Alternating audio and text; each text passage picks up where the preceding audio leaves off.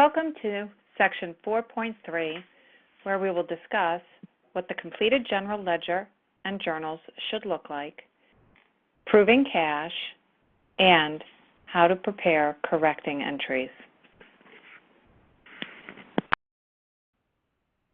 The goal of this section will be to ensure we understand what the journals and ledger sheets will look like after the posting process is complete, to ensure we understand how do we prove the cash balance, and to analyze and prepare journal entries to correct errors that have been in the journal.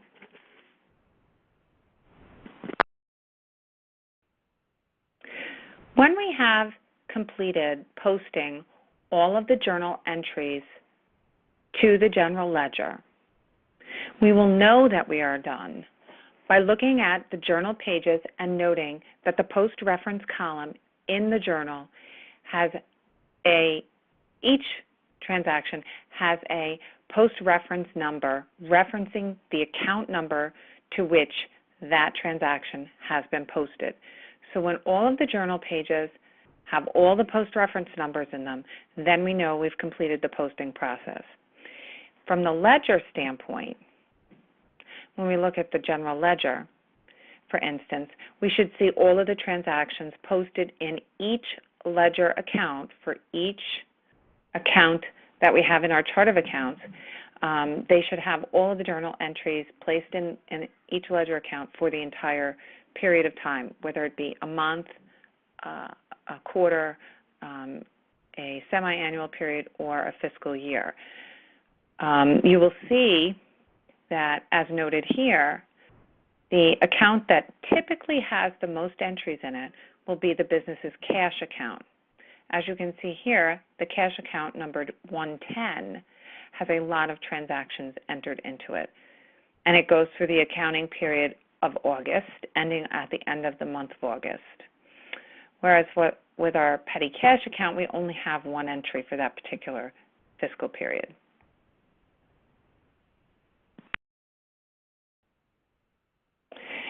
As you can see, here we continue to show the accounts in the ledger that have been posted to for that particular fiscal period, the month of August.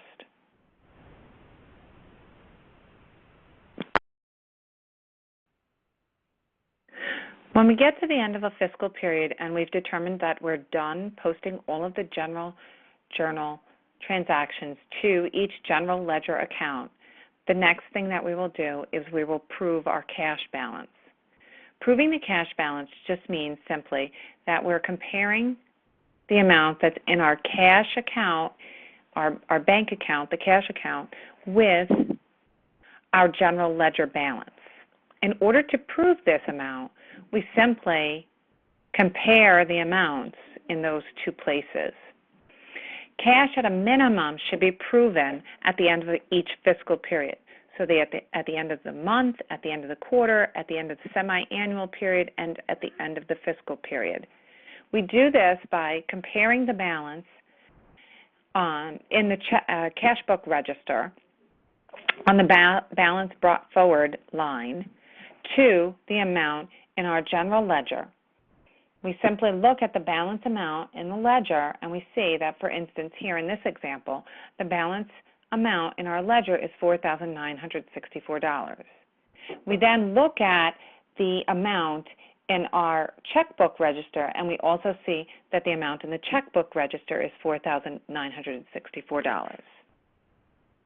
If these numbers are not the same, then we must go back and determine where our error was made, whether our error was made in journalizing, whether our error was made in posting, or if the error was made in preparing a check and recorded incorrectly in our checkbook register.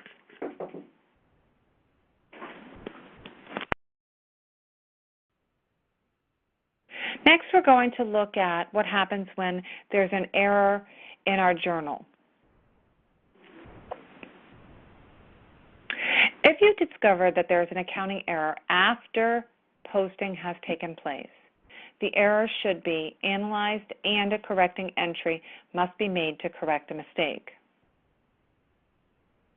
A correcting entry is just simply a journal entry that corrects the balances in the accounts that have errors in them. The entry is made to correct an error in the ledger, and a memorandum is used as the source document for correcting the entry. You can refer to pages 106 and 107 in your textbook for examples of how the correcting entries would take place.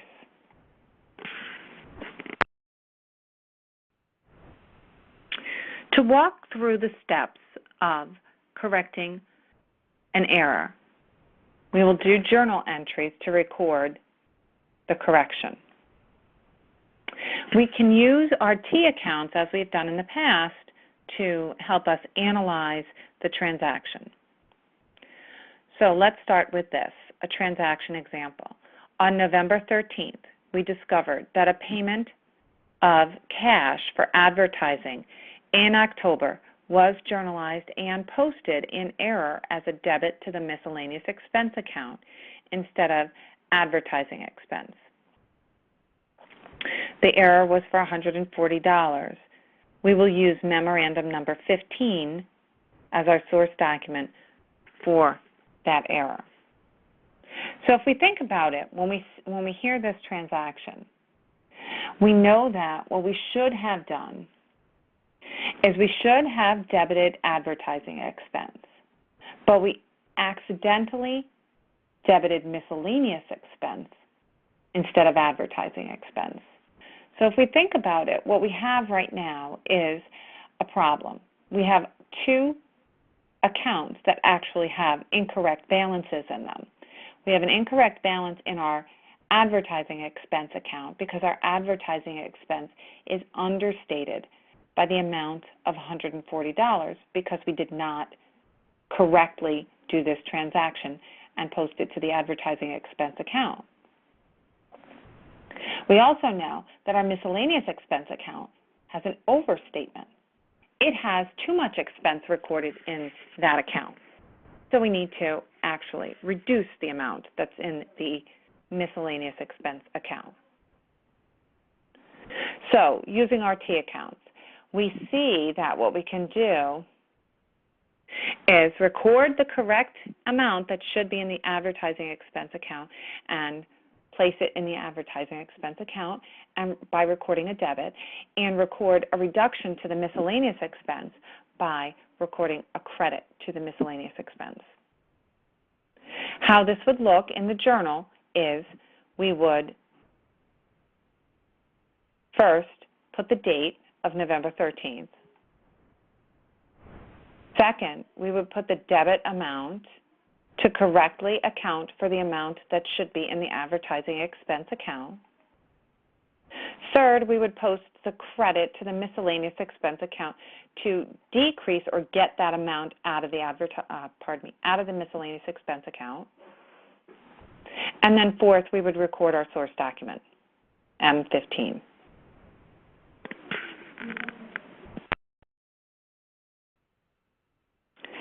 After you have completed making the journal entries to correct the error, the last step would be to post the corrected journal entries to the two accounts that are affected. This would ensure that the balances are now corrected in each of those two accounts, and their balance information would now be up to date. That concludes the notes for Section 4.3 of Chapter 4. Here are a list of all of the terms that were used during Chapter 4.